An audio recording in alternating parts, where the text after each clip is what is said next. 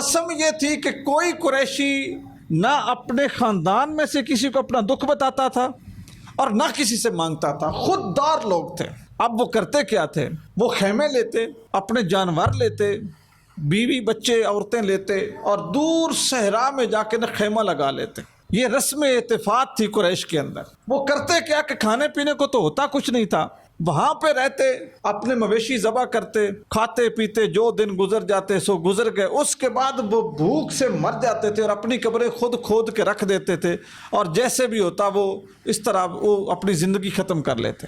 جب حضرت ہاشم جو حضور کے پردادا ہیں ان کے پاس اقتدار آیا نا قریش کا، تو انہوں نے اہل قریش کو اکٹھا کیا۔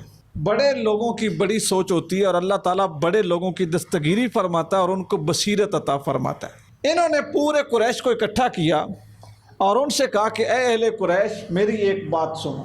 رسول اللہ صلی اللہ علیہ وسلم نے ارشاد فرمایا کہ اللہ تعالیٰ نے حضرت آدم علیہ السلام سے لے کر مجھ تک مجھے نیک پشتوں سے نیک رحموں میں منتقل کیا، اور میرا نور نیک پشتوں سے نیک رحموں کو منتقل ہوتا ہوا مجھ تک پہنچا۔ یعنی اس میں کوئی مشرک نہیں، اس میں کوئی کافر نہیں، نیک لوگ تھے، جتنے لوگوں کی پشتوں میں رسول خدا صلی اللہ علیہ وآلہ وسلم کا نور چلتا آیا۔ تو ہم حضور کو ہاشمی نام سے جانتے ہیں۔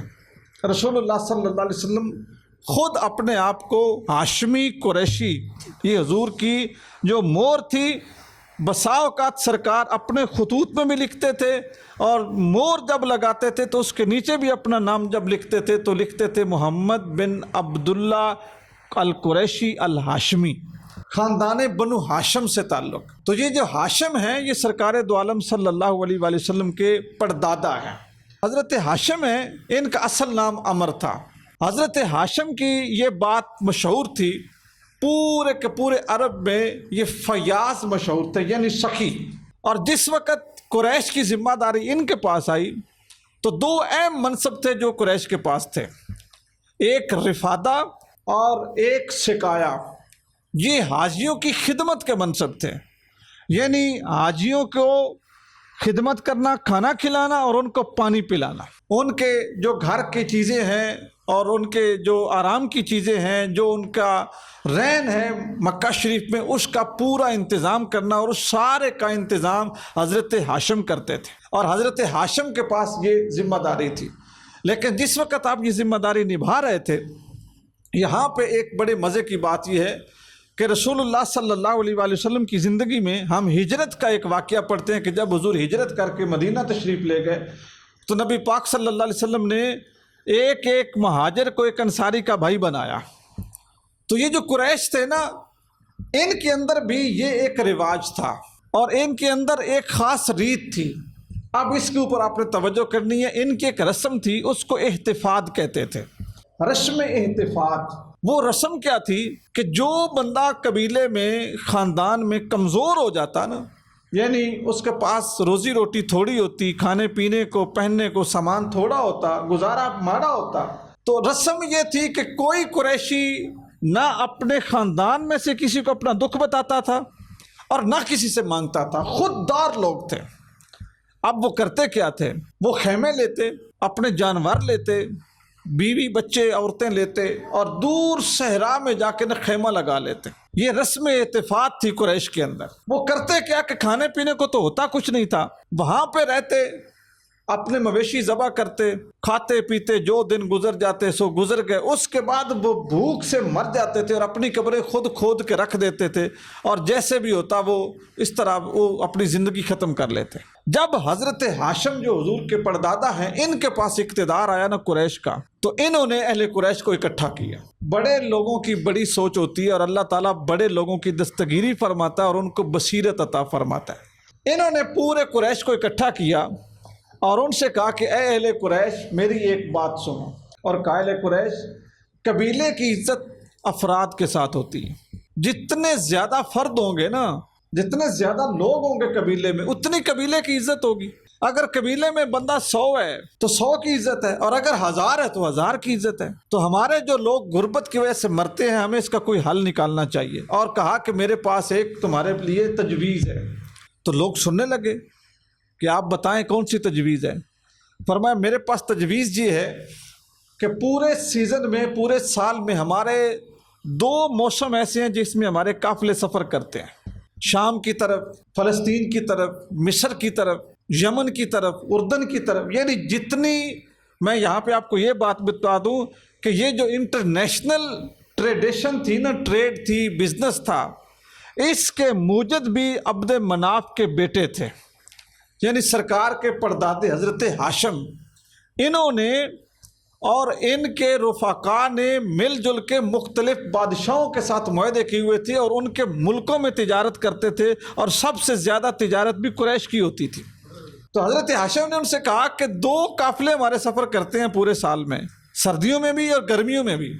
تو جس وقت تم سامان تجارت لے کے چلے جاتے ہو دوسرے ملکوں میں، تو تمہارے گھر جو ہیں وہ تنہا ہوتے ہیں، تمہاری عورتیں، تمہارے بچے، ان کی چوکیداری، ان کی راکھی، ان کے گھر کے کام کے لیے کوئی بندہ نہیں ہوتا. تو کہا میری رائے یہ ہے کہ جو غریب ہے نا، ایک غریب کو ایک امیر اپنا لے. اخوت، اکٹھ، بھائی چارہ، احساس، ذمہ داری، اور چھوٹے کو بڑا کرنا، کمزور کی کمزوری نہ رہنے دینا، اس کو مضبوط کرنا، یہ سردار لوگوں کی سوچ ہوتی ہے، بڑے لوگوں کی سوچ ہوتی ہے. اور جو صرف نام کے بڑے ہوتے ہیں نا، وہ کمزوروں کو دباتے ہیں. جو حقیقت میں بڑے ہوتے ہیں وہ کمزوروں کو اٹھاتے ہیں کہ یہ بھی کھڑے ہو جائیں.